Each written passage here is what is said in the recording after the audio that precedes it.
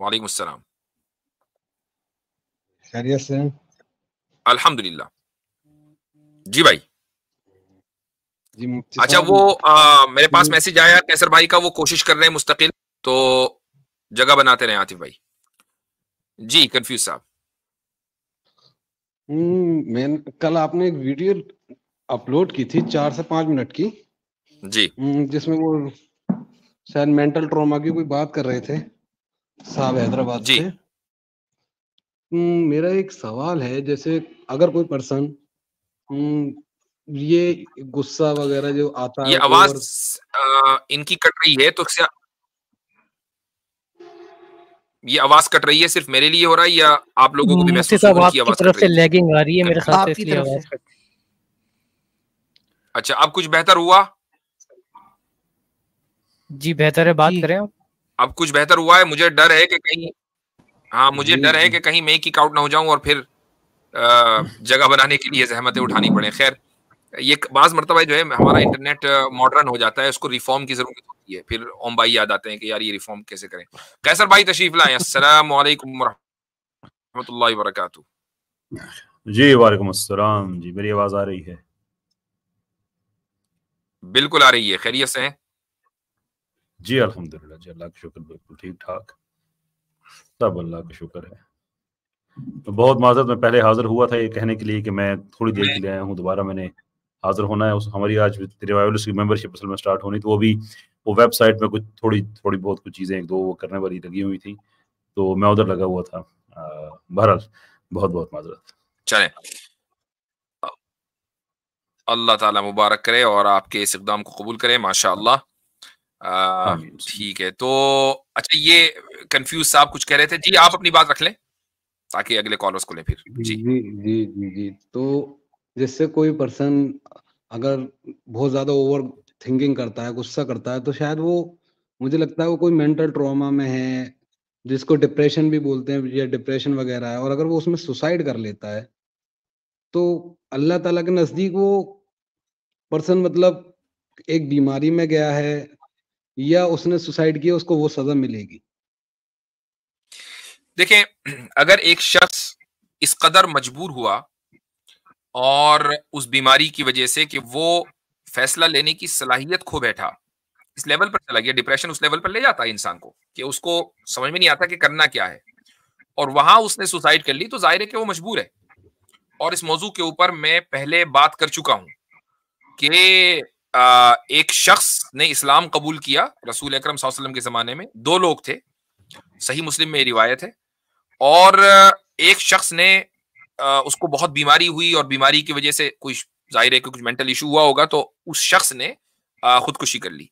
तो जो दूसरा शख्स था, यानी जो दोनों ने साथ इस्लाम कबूल किया था, तो दूसरे ने पहले वाले को ख्वाब में देखा कि बहुत खुश है, लेकिन हाथ के ऊपर पट्टी बंधी हुई है, चूंकि उन साहब ने अपने हाथ की रग को काट लिया था और इस तरीके से खुदकुशी की थी, तो हाथ पर पट्टी बंधी हुई है। तो इन्होंने पूछा कि भाई तुम्हारे हाथों में क्या हुआ? तो उन्होंने जवाब दिया ख्वाब में कि अल्लाह ताला ने यह कहा है कि बाकी सब तो ठीक है, लेकिन जिस चीज को तुमने खराब किया है हम उसको ठीक नहीं करेंगे।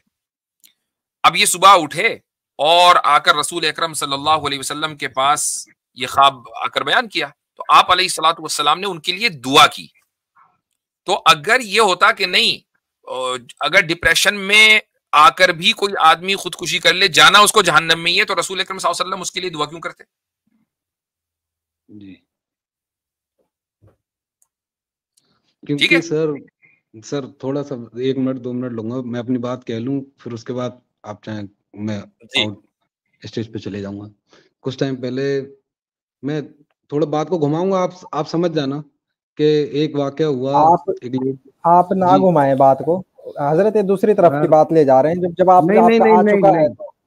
नहीं, आप चले मेरे थोड़ा सा 1 मिनट चाहिए बस, चले उसके बाद चले ठीक है, जी मुख्तसर रख लें, जी मुकम्मल बात जी कर लें जी जल्दी जी। से। जी अभी 1 मंथ नहीं हुआ है मेरे, मैं डायरेक्ट करता हूँ, मेरी सिस्टर ने सुसाइड कर ली, और मैंने उसको 2 साल पहले उसकी शादी की है, और वो ठीक थी। शादी से पहले मैंने उसे हमेशा देखा ठीक थी, गुस्सा थोड़ा ज्यादा था, मगर ऐसा नहीं था कि मतलब सुसाइड कर ले, बहुत नॉर्मल कभी भी। और मुझसे बड़ी थी 1 साल, बट हम पल्ला है, तो वो छोटे बड़े का नहीं समझते थे, तो कहना सुनना बहुत अच्छे से, और सुसाइड से एक दिन पहले मैंने उससे बात भी की, मगर उसकी शादी के बाद मैंने देखा कि वो बहुत ज्यादा पॉजेसिव जैसे हो जाती है, बहुत ज्यादा गुस्सा करने लगी, थोड़ी थोड़ी बातों से बहुत ज्यादा हर्ट करने लगी। मुझे लगता था ये शायद ये कुछ इसके लाइफ में चल रहा है, ये शेयर करती नहीं, बताती नहीं थी, और बहुत ज्यादा उस सूखती जा रही थी, तो समझ में नहीं आ रहा था। और एक दिन उसके हस्बैंड से अभी कुछ टाइम पहले ही, 1 महीने नहीं हुआ है, सिर्फ पानी के पीछे, का पानी की बोतल भर दीजिए, उनकी तबीयत ठीक नहीं थी और उन्होंने भरा नहीं, लेजीपन दिखाया और थोड़ा सा कहा सुनी हुई, बस उसमें जाके उसने सुसाइड कर ली। देखें, ये पर्टिकुलर इंसिडेंट है, जाहिर है मैं इस पर कोई राय नहीं दे सकता। अल्लाह ताला बेहतर जानता है कि क्या सूरत हाल थी। किसी इंसान के मगफिरत पाने या ना पाने की जिम्मेदारी या ठीक यानी या ये जो हैसियत है, ये हमारी नहीं है कि हम कहें कि हाँ जी मगफिरत हो जाएगी या नहीं होगी। ये हमारा काम नहीं है, ये हमारा डोमेन ही नहीं है। हम तो आपको एक मसला बयान कर सकते हैं। मसला ये है कि भाई अगर एक औरत या मर्द इस लेवल पर पहुंच जाए डिप्रेशन में कि जहां वो फैसला लेने की सलाहियत खो दे और फिर इस तरह का इकदाम उठा ले, तो उसके लिए उम्मीद की जा सकती है कि अल्लाह ताला उसकी मगफिरत करे। और चूंकि ये आपको या हमें पता नहीं है कि वो किस लेवल पर थी, तो आप अपनी बहन के लिए इस्तिगफार करें और क्या। जी जी जी, नहीं मुफ्ती साहब, मुझे लगता था वो बहुत ज्यादा पहले से चेंज है, बहुत ज्यादा एक छोटी छोटी बात पे एकदम से रिएक्ट करना, और मतलब बहुत ज्यादा अजीब हो चुकी थी वो शादी के बाद। मैंने उसको समझाया भी था कि देखो तुम ओवर कर रही हो, इतना नहीं करो। मगर वो मुझसे कहती थी तू अपनी बहन को खो देगा, तू अपने जीजू की हिमायत ले लेता है। वो मेरे जीजू बहुत बढ़िया इंसान, बहुत सीधा आदमी, कोई ऐसा नहीं था कि भाई वो आदमी खराब हो, उससे इतना मैं उसको समझाता था, बहुत सीधा था। अब ये एक फैमिली मैटर है, बहरहाल जो हुआ सो हुआ, उसका अफसोस है और आप सिर्फ यही कर सकते हैं एक भाई होने के नाते कि उनके लिए दुआ इस्तिगफार करें, अल्लाह ताला उनकी मगफिरत करे, सिर्फ यही कहा जा सकता है। ठीक है जी, आपसे भी दुआ की दरखास्त है। अस्सलाम वालेकुम वरहमतुल्लाहि। वालेकुम सलाम। अच्छा भाई, अगले हमारे कॉलर हैं सूर्या।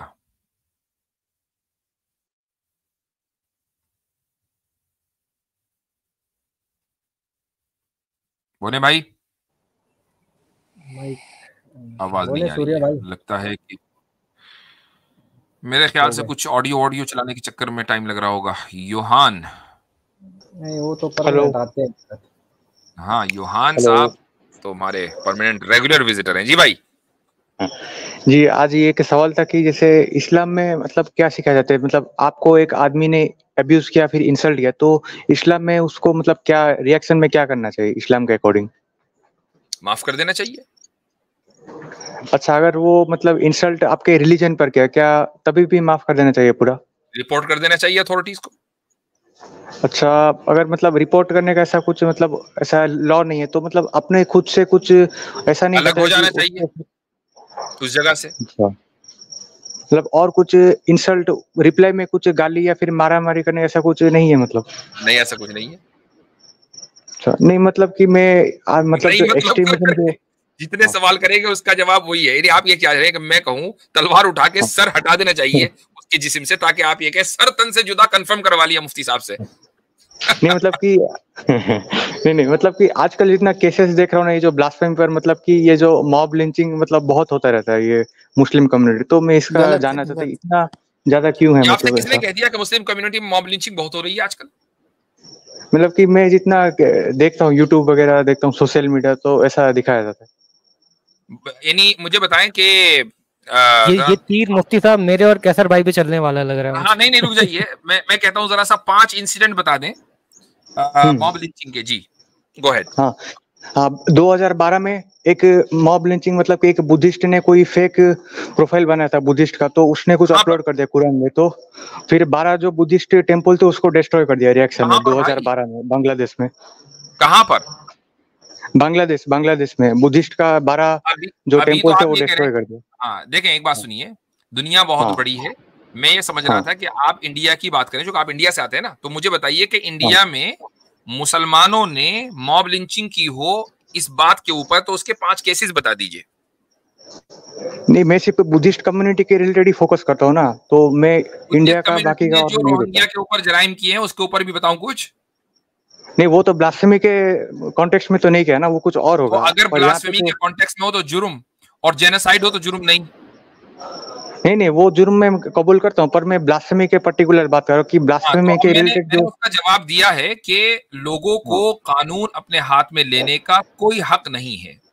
कहीं भी अगर इस नाम पर मॉब लिंचिंग होती है तो वो गलत है। लेकिन आप यूं कहते हैं ना कि मैं बहुत देख रहा हूं मॉब लिंचिंग। 2012 से अगर आपने इंडिया के अंदर मॉब लिंचिंग की लिस्ट देखी होगी तो टाइम हमारा खत्म हो जाएगा, लिस्ट खत्म नहीं होगी, इतनी हो चुकी है। नहीं हाँ, मैं ये मानता हूं कि और वो भी ब्लास्फेमी ही है, और ब्लास्फेमी हकीकी नहीं है बल्कि इल्जाम लगा करके इसने गाय का गोश्त खा लिया, ये ब्लास्फेमी तो है ना भाई। हाँ, मतलब आपके नजदीक गाय मुकद्दस है, होली है, आपने इल्जाम लगाया कि अखलाक ने गाय का गोश्त खा लिया था, आपने उसकी ब्लास्फेमी कर दी। जुनैद गाय का गोश्त ले जा रहा था, आपने उसकी ब्लास्फेमी कर दी।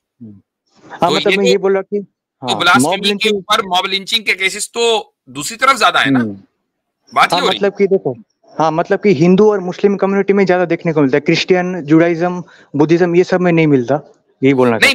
बुद्धिज्म के यहाँ कोई चीज होली है ही नहीं सिवाय बुद्धा के, और इसके बावजूद उन्होंने जो है पूरी की पूरी कौम को जेनोसाइड कर दिया, पूरी कौम को। नहीं आप नहीं, पर उस बेसिस पे नहीं कहना कि हमारे रिलीजन को इंसल्ट किया इसीलिए, वो और कोई रीजन होगा ना। क्या रीजन होगा, चले मुझे बताएं। नॉन बुद्धिस्ट को जेनोसाइड करने का और बुद्धिस्ट को ना जेनोसाइड करने का क्या रीजन है, सिवाय इसके कि एक बुद्धिस्ट है दूसरा नहीं है? जी नहीं वो कोई पॉलिटिकल रीजन होगा, पर मैं ये बता रहा हूँ जैसे आपके यहाँ पे इसीलिए माना हाँ, मुझे एक बात बता दीजिए कि रोहिंग्या नॉन बुद्धिस्ट है, अगर थोड़ी देर के लिए मान लूं कि रोहिंग्या बुद्धिस्ट होते तो क्या उनका जेनोसाइड होता? ये तो भाई मतलब वो आप उनका हिस्ट्री देखो ना भाई, वो एक्चुअली बांग्लादेश से जो इलीगल इमिग्रेंट्स है वो। एक बात बताओ कि अगर वो बुद्धिस्ट होते तो क्या उनका जेनोसाइड होता? और योहान साहब जस्टिफाई कर रहे हैं, ये कह रहे हैं कि वो तो इलीगल माइग्रेंट है तो ठीक है, इलीगल माइग्रेंट तो ठीक ही हुआ उनके साथ है, जस्टिफाई कर रहे हैं। ये नहीं जस्टिफाई मतलब कि मैं बोला कि उनका मेन जो गलती था कि जो 18th सेंचुरी में बांग्लादेश से वो लोग आकर जबरदस्ती रहे और फिर उन्होंने 18th सेंचुरी में ना बांग्लादेश था और ना म्यांमार था, अब बताएं कहाँ जाना था? नहीं वहां से ब्रिटिश ने इनको लाया, फिर ये लोग अपना टेररिस्ट ग्रुप बनाकर रोहिंग्या क्या क्यों कर रहे हैं? नहीं वो जो मतलब रोहिंग्या में एक स्टेट जानते हैं, रखाइन जो एक एरिया है, प्रोविंस है, तो उस वक्त ना बांग्लादेश मौजूद था ना म्यांमार मौजूद था, सारा का सारा ब्रिटिश राज के तहत था। तो ब्रिटिश राज वाले चाहे जहां जिस कौम को बसा दें, आप अगर 18th-17th सेंचुरी में कोई डिस्प्लेसमेंट हो जाए किसी कौम का, तो आप आज 19वीं 20वीं सदी के अंदर उनका जेनोसाइड कर देंगे। जैसे मान लेके आज से 200 साल पहले जो है बिहार से कुछ लोग जाके जो है बस गए थे तमिलनाडु में, तो क्या मतलब कि वो अब उनका आप ये करेंगे? नहीं मेन प्रॉब्लम ये आ जाता है कि जब वो आए तो रहे, पर वो अलग स्टेट मांग रहे कि रखाइन को अलग कर दो बर्मा से, तो ये उनका डिमांड है। नहीं होल्ड ऑन, उन्होंने कभी भी अलग स्टेट की डिमांड नहीं की। उन्होंने कहा कि हमें एक्नॉलेज करो, हमें एक्नॉलेज कर लो भाई, हमें मान लो। वो तो स्टेटलेस थे, दुनिया की सबसे बड़ी स्टेटलेस आबादी थी वो, कि जिनके पास ना कोई स्टेट, ना कोई उनकी आइडेंटिटी, ना पासपोर्ट, ना कि सफर कर सकते, ना खाना ना पीना। और मुझसे इंटरेस्टिंगली मतलब आई डोंट थिंक ये जो एक परसेप्शन बनाया गया है बुद्धिस्ट कल्चर को लेके कि वेरी पीसफुल, लेकिन जब हम हिस्ट्री देखते हैं तो दैट इज वेरी डिफरेंट। मतलब के जो मतलब के समझें कि द थर्ड मोस्ट वायलेंट जो सिविलाइजेशन है वो बुद्धिस्ट सिविलाइजेशन है आफ्टर एथिज्म एंड क्रिश्चियनिटी। नहीं आप झूठ बोल रहे हो, ये झूठ बोल रहे हो आप, ऐसा ये नहीं है, हम पीसफुल है। मैं डेटा दिखाऊं, मैं डेटा दिखाऊं, डेटा दिखाओ ये बात करें, मैं अभी डेटा दिखाऊं। ठीक है, इतना डेटा आ रहा है, डेटा दिखाएंगे, लेकिन आपने जो इल्जाम लगाया है कि झूठ बोला है, आप इस पे माफी मांगेंगे ना? नहीं आप ये एक टेररिस्ट ग्रुप का नाम सुनोगे, रखाइन साल्वेशन आर्मी। अगर डेटा दिखा दिया तो आप माफी मांग लेंगे? हाँ माफी मांग लूंगा, रेडी हूँ। चलो ठीक है, तो ये बर्मा के ठीक है, सही है, हम दिखा देते हैं। अभी आपको डेटा आ रहा है, और श्रीलंका में बुद्धिस्टों ने किया था उसका भी डेटा निकाल लेना भाई, और वो बाकी जो डेटा वो जो है वो तो आप आसिम भाई को पता ही कहां से निकालना है। खैर एनीवेज, तो अब कहने का मकसद ये है कि क्या आप रोहिंग्या के जेनोसाइड को डिफेंड कर रहे हैं? नहीं उन्होंने एक टेररिस्ट ग्रुप बना था, रखाइन साल्वेशन आर्मी। आप गूगल में सर्च कीजिए, तो आप डिफेंड कर रहे हैं, दैट्स इट। अगर जब आप ये कहते हैं कि नहीं उन्होंने ये कर रखा था, उन्होंने ये कर रखा था, इसका मतलब आप डिफेंड कर रहे हैं। You are a genocide enabler. में तो आपको बहुत अच्छा इंसान समझ रहा था, आप तो अंदर से निकले भाई। नहीं मैं तो इसराइल को कंडेम करता हूँ, आप मेरे को देखे बाकी स्ट्रीम में कंडेम क्यों नहीं करते? क्योंकि आपका मुल्क है, बुद्धिस्ट मुल्क है, आप बर्मा को कंडेम, बुद्धिस्टों को कंडेम क्यों नहीं करते? नहीं क्योंकि इसराइल ऑक्युपायर है यहाँ पे, ऐसा यहाँ पे केस नहीं है, यहाँ पे बर्मा ऑक्युपायर नहीं है। यही मैं कह रहा हूँ कि आप जेनोसाइड इनेबलर हैं। और जेनोसाइड इनेबलर टेररिस्टों की लिस्ट में सबसे ऊपर होता है। आप तो सबसे बड़ा टेररिस्ट है भाई, आपसे बड़ा तो कोई है ही नहीं। जो जेनोसाइड को डिफेंड कर दे तो अब उससे किसी खैर की तवक्को नहीं रखी जा सकती। मुफ्ती साहब मैंने स्क्रीन शेयर कराई है। नहीं, मैं कंडेम करता हूं कि उन्होंने बेगुनाह लोगों को, नहीं मैं कंडेम करता हूं बेगुनाह लोगों को उन्होंने माना। हाँ भाई, लो जी डेटा आ गया सामने। अच्छा ऐसा कौन सा, अच्छा वो तो मतलब जापान ने जो मारा था वर्ल्ड वॉर 2 में उसका मतलब उन्होंने इंक्लूड कर दिया। अब माफी मांग ले, डेटा आ गया ऊपर, थोड़ा सा इसको ऊपर करें, नहीं ऊपर जो उन्वान है जरा सा जो टाइटल, हाँ टोटल डेथ टोल डिस्ट्रीब्यूशन ये है बाय रिलीजन। एथीस्ट सबसे ऊपर है, दूसरे नंबर पे हो भाई आप लोग। क्रिश्चियनिटी असल में सबसे ऊपर है, उसके बाद एथिज्म है, उसके बाद बुद्धिज्म। इस तरह है, ठीक है, हाँ क्रोनोलॉजिकल उसमें ठीक है। सबसे ऊपर जो है क्रिश्चियन है, फिर एथीस्ट है। आपको हमने तीसरी पोजीशन दी, आपको ब्रॉन्ज मिलेगा, सिल्वर और गोल्ड मेडल नहीं मिलेगा। नहीं आप इसमें डिटेल जाएंगे ना तो देखेंगे जापान ने सब कुछ, मेजोरिटी जो मारामारी किया ना जापान ने किया था वर्ल्ड वॉर 2 में, आप उनके वजह से सब हुआ। हम बाकी मेजोरिटी कंट्री पीसफुल है। अच्छा ये नहीं, जापानी बुद्धिस्ट पीसफुल नहीं है। और ये जापान की वजह से और जापान बुद्धिस्ट सिविलाइजेशन था। नहीं मैं इन्होंने मान लिया कि जापानी बुद्धिस्ट पीसफुल नहीं है। ये मतलब कि वो एक एक्सेप्शन है कि वो उन्हीं ने 90% जो मारामारी की उन्होंने मान लिया ना कि जापानी बुद्धिस्ट पीसफुल नहीं है, ये मान लिया ना। हाँ वो, हाँ उनका थोड़ा मिक्स कल्चर रहता है, थोड़ा मिक्स कल्चर है, ठीक है। अच्छा बर्मी बुद्धिस्ट भी पीसफुल नहीं है, चूंकि उन्होंने तो अभी कर रखा है 10 साल के अंदर। नहीं वो मतलब ऐसा वो सेल्फ डिफेंस में करे तो वो उनका गलती से बाकी लोगों को मार दे। और वो यानी जो आर्मी है जिसके पास मिसाइल है, जिसके पास तोपें हैं, बंदूकें हैं, वो सेल्फ डिफेंस कर रहे थे, और जिनके पास खाने को दाना नहीं उनसे डर रहे थे। वाह भाई, ये सेल्फ डिफेंस है। जो सेम आर्गुमेंट इजराइल पेश करता है, एग्जैक्टली वही आर्गुमेंट है इनका। और ऊपर से बात कर रहे हैं। अच्छा एक मिनट रुक जाए जरा, सब लोग खामोश हो जाए। योहान पहले आसिम भाई से माफी मांगो, चूंकि आपने ये कहा कि आप झूठ बोल रहे हैं, और अभी आपने तस्लीम कर लिया कि जापानी बुद्धिस्ट पीसफुल नहीं है। माफी मांगे। जी मैं माफी मांगता हूँ कि मेरे गलती से बोल दिया कि डाटा आपने झूठ बोला था, इसीलिए। चले जी, बहुत अच्छा, माशाल्लाह, ऐसा होना चाहिए। चले जी, अब ये वाली बात मुकम्मल हुई, आगे बढ़े या अगली मर्तबा आना है? जी मैं एक लास्ट बस पॉइंट रख के फिर जाता हूँ। जी मैं ये मानता हूँ कि अगर कोई भी इनोसेंट आदमी है तो मैं ये सोचता हूँ कि उसको अगर मारा तो 100% वो गलत है, चाहे वो कोई भी बुद्धिस्ट हो नॉन बुद्धिस्ट हो। ये मेरा मौक़िफ़ है, ये मैं इस पर स्टैंड करता हूँ। और अगर आप ये बोलो कि उनको अलग देश बनाना चाहिए तो इसके मैं बिल्कुल खिलाफ हूँ, ये जो बात करता है। ठीक है भाई, सीधी सीधी बात थी। उनको आप अगर बर्मीजी मान लेते ना तो बहुत अच्छा था, आपने उनको बर्मी नहीं माना। उनको अलग देश की कोई डिमांड नहीं थी, उन्होंने कहा भाई हमें आइडेंटिटी दे दो, वो आइडेंटिटी उनको मिल गई थी ना। तो चले एक लंबा मसला है और ये नेवर एंडिंग डिबेट होगी, बात पूरी हो गई है। और एक बात और मैं अपने ऑडियंस के लिए कह दूं, योहान भाई आपसे हो गई, ये जो डेटा दिखाया गया है ये डेटा सिर्फ 2000 साल का है, ठीक है। 2000 साल से पहले के डेटे को इसमें इंक्लूड नहीं किया गया। अगर उसको भी इंक्लूड करेंगे, अगर 5000 साल की सिविलाइजेशन की हिस्ट्री को इसमें इंक्लूड करेंगे तो शायद वो सबसे ऊपर हो जाए। हाँ जी, ये देखेंगे, मैं इसको थोड़ा क्रॉस वेरीफाई करूंगा एक बार, ठीक। आपका जो डाटा बताया ठीक है, सही है, ठीक है। थैंक यू मुफ्ती साहब। ओके जी, कैसर भाई बहुत देर से खामोश चल रहे हैं। अगला सवाल आप ही के लिए है, ये हैं आरफीन अब्बास। मैं जोहान भाई साहब से ना थोड़ा सा और वेवलेंथ पे चल रहा हूँ, इसलिए मैं बोलना नहीं चाह रहा था। वो आते हैं मेरी स्ट्रीम में तो वो कदम ब कदम जो है ना वो कहते हैं बीच में कि कल मान गए थे कि हाँ कुछ ना किसी हद तक कि हाँ यार मेरे अंदर कोई ना कोई चेंज है, चीजें मैं जस्टिफाई नहीं करो। इन अल्फाज में नहीं कहा लेकिन काफी करीब। तो इसलिए मैं उनसे ना क्लैश वाली टोपी में पहन नहीं सकता। ठीक है, दैट्स ओके। नहीं क्लैश तो खैर हम किसी से भी नहीं करते हैं। अच्छा, लेकिन बाज़ मर्तबा जब इस तरह की अल्फाज आ जाते हैं ना, जब झूठे हो ये वो, तो फिर हमें थोड़ा सा होता है कि सामने वाले के जो जज्बात हैं वो हमारे अल्फाज का इंतखाब करते हैं, बस इतनी बात है। जायज बात है, बिल्कुल जी। आरफीन अब्बास, अस्सलाम वालेकुम। कैसे अहमद राजा भाई, मैं कल आपके प्रोग्राम में आया था लेकिन वो प्रोग्राम क्वेश्चन का नहीं था, इसलिए मैं ये स्ट्रीम में आया हूँ। तो अभी क्या आपसे सवाल पूछने की इजाजत है?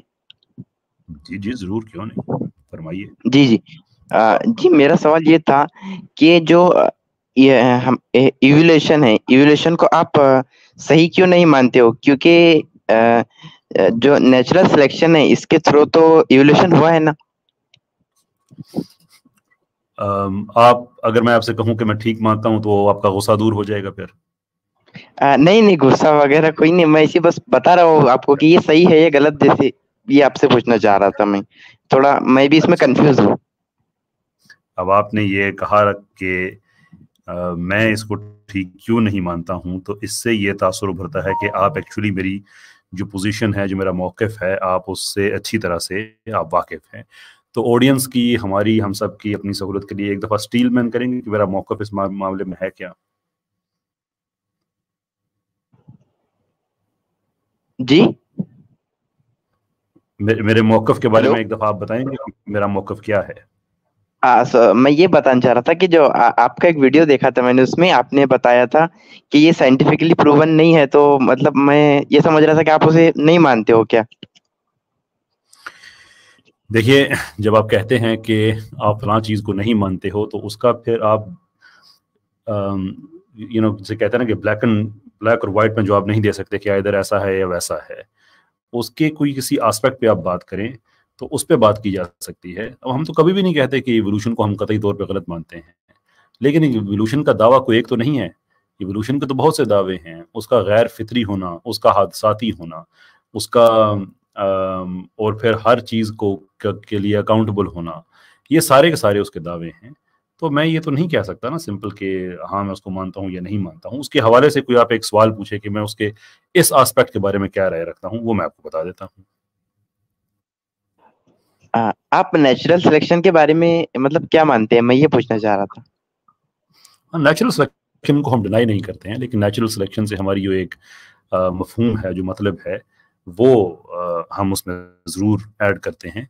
और नेचुरल सिलेक्शन भी बुनियादी तौर पे जो ये टिपिकल डार्विनिस्ट आइडिया है मॉडर्न, वो तो बुनियादी तौर पे है कि हर वो म्यूटेशन जो कि स्पीशीज़ की कंटिन्यूएशन और उसकी सर्वाइवल के लिए, पहले सर्वाइवल और बाद में कंटिन्यूएशन के लिए ज़रूरी है, वो प्रिजर्व हो जाती है, यानी कि नेचर ने उसे सिलेक्ट कर लिया होता है।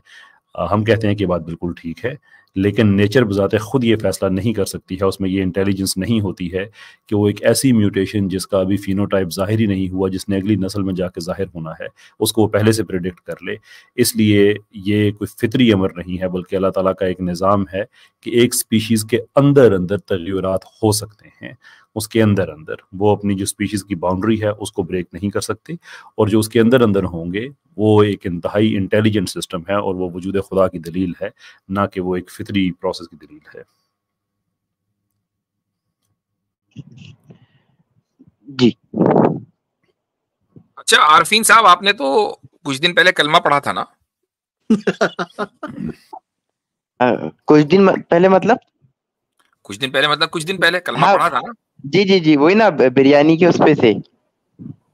वो चाहे जरदे से पढ़ा था कि बिरयानी से पढ़ा था कि नहीं? जी जी, बिरयानी वाला तो दूसरी बार था, उससे पहले भी नहीं नहीं नहीं नहीं नहीं नहीं ना भाई, आप गलत कह रहे हैं। आपको शायद कुछ गलत फहमी हुई है, आप एक बार देख सकते हैं बैक जाके। मैं तो ये दूसरे से बिरयानी वाले मुसलमान है ना? जी जी, लेकिन मैं अभी भी मुसलमान हूँ। मैंने तौबा कर ली थी और अल्लाह ताला से माफी मांग ली थी कि मुझसे गलती हो गई। मैं सिर्फ थोड़ा सा कंफ्यूज था इवोल्यूशन में, इसलिए बिरयानी में जो एवोल्यूशन होता है ना, वो नेचुरल नहीं होता, उसके पीछे कुक होता है। वो पहले मसाले डालेगा, पानी डालेगा, तेल डालेगा, गोश्त डालेगा, चावल डालेगा, तब जाकर बिरयानी बनती है ना। तो अब एवोल्यूशन तो हुआ है, लेकिन उसके पीछे पूरा एक प्रोसेस है, और वो नेचुरल नहीं हुआ। ऐसा नहीं कि चावल उधर रखे थे, तेल उधर रखा था, मसाले अपनी जगह रखे थे, सब आके मिल गए और एकदम बिरयानी बन गई। तो जिस तरह बिरयानी ने आपको इस्लाम तक पहुंचाया है, एवोल्यूशन के बारे में भी बिरयानी की एग्जांपल काफी होनी चाहिए। नहीं, इसमें एक चीज और है आरफीन साहब, कैसर भाई ने जब आपका जवाब दिया, उन्होंने एक वर्ड यूज किया फिनोटाइप, आपको समझ आ गया वो? जी, फिनोटाइप एक मतलब टाइप्स है इसमें इवोल्यूशन में।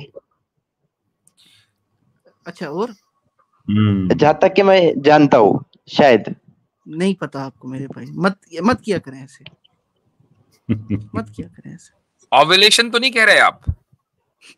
नहीं नहीं, इवोल्यूशन नहीं, एवोल्यूशन।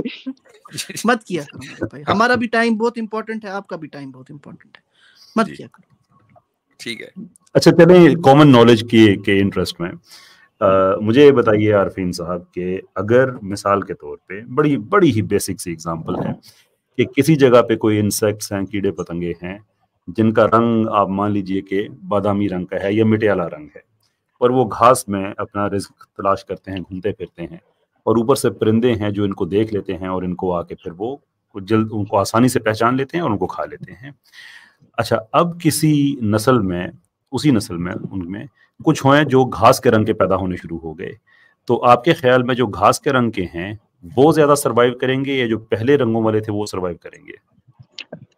जो घास के रंग के वो ज्यादा सरवाइव करेंगी, क्योंकि परिंदे को उन्हें देखने में थोड़ी मुश्किल होगी ना, क्योंकि प्लांट का कलर और इंसेक्ट का कलर मैच हो जाएगा सर। बिल्कुल सही बात हो गया। अच्छा, ये जो रंग चेंज होगा इसके पीछे असल में चेंज क्या होगा जिसका रिजल्ट ये होगा कि रंग चेंज हो जाएगा? सर जीन में तब्दीली की वजह से, मतलब डीएनए में। दुरुस्त फरमाया। तो वो जो जीन में तब्दीली होती है ना उसको जीनोटाइप कहा जाता है, उसका जो इफेक्ट होता है उसको फिनोटाइप कहते हैं। बड़ी बेसिक लेवल की, यानी कि मैं वो बात कर रहा हूँ कि जो मुझे भी आसानी से मैं एक्सप्लेन कर सकूं और आप भी आसानी से समझ सकें। ठीक हो गया जी सर। वो जो रंग चेंज हो गया है वो है फिनोटाइप। लेकिन जब वो ऐसा तो नहीं हुआ कि वो एक और रंग का पैदा हुआ और फिर उसी लाइफ टाइम में वो चेंज हो गया, वो तो पैदा ही हुआ होगा ना ग्रीन कलर का। जी पहले से ग्रीन कलर का होगा, लेकिन जो अदर कलर के थे उन्हें किसी मतलब परिंदे वगैरह ने खा लिया होगा, उसकी वजह से ये बच गए होंगे, तो ये इनकी नस्ल आगे बढ़ गई होंगी। नहीं, वो तो एक और बात है ना। वो अनफॉर्चुनेटली हमारा जिन लोगों ने आपको ये बात बताई है ना, जिनको हम प्यार से कहते हैं देसी इर्तिकाई, वो अभी तक जो क्लासिकल डार्विनिज्म है ना, जिसमें नेचुरल सिलेक्शन एक पैसिव फिल्टर होता था, वो भी उसी को लेके चल रहे हैं। हालांकि मॉडर्न सिंथेसिस में ये पैसिव फिल्टर नहीं है, और मैं आपको एक्सप्लेन करता हूँ वो पैसिव फिल्टर नहीं है।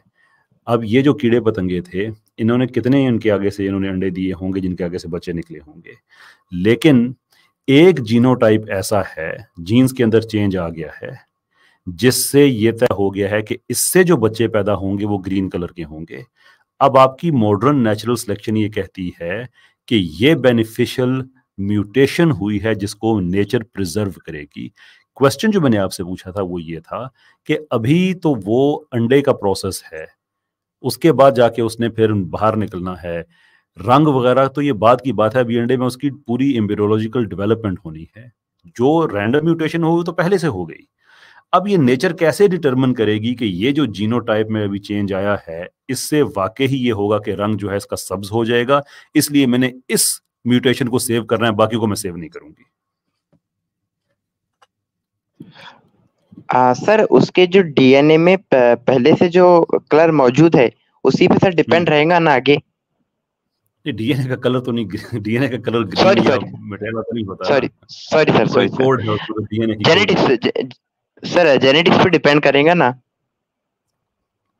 जी, मैं वही अर्ज कर रहा हूँ कि नेचर ये कैसे प्रिडिक्ट करेगी कि ये जो चेंज हुआ है इससे अब जो आगे बच्चा पैदा होगा या जो अंडे से बाहर निकलेगा उसका कलर ग्रीन होगा, उस वक्त नेचर कैसे ये प्रिडिक्ट कर लेती है? सर इसके बारे में तो मुझे कोई पता नहीं।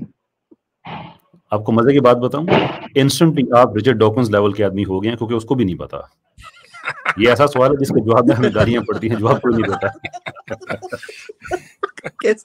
सही है।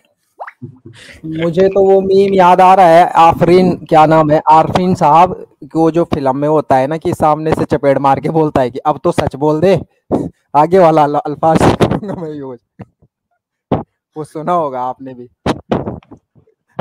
जी चले ठीक है, चले अगले कॉलर को ले लें। जी हाँ, इसके बाद ले लें शहबाज को। ये थोड़ा नॉन मुस्लिम है, जरा उनको ले लीजिए एक। चल हाँ, उनको ले लें पहले, उनको ले लें। उसके बाद ऋषि भारद्वाज नाम से, इंडियन नाम से। हेलो जी भाई बोलिए।